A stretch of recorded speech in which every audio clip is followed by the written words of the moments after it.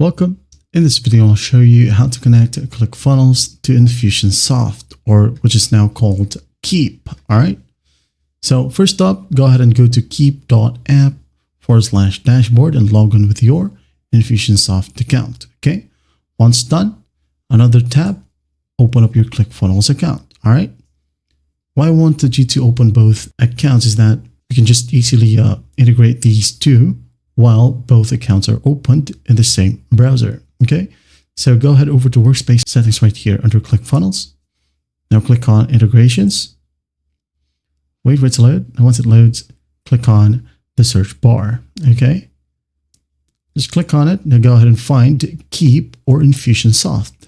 For example, Keep right here, as you can see, it is available. But when you look for Infusionsoft right here, as you can see, there will be no results. So just go ahead and look for Keep, click on it, and there will be a pop-up window. Wait for it and just go ahead and log in with your Keep account. Okay. Once that's done, just hit on log in, wait for it to load.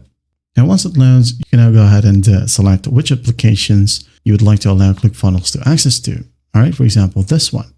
And hit on allow, wait for it to load. As you can see here, ClickFunnels is now reloading. And Keep or our Infusionsoft is now connected with ClickFunnels. That's basically how you do it. Now, there might be some instance where it would need an API key if you try to connect ClickFunnels to your Keep account. All right, so go ahead over to Keep. Now click on your profile picture right here, or profile name. Click on it. Now go ahead and click on settings. Now in here, just scroll all the way down until you find API. Click on it.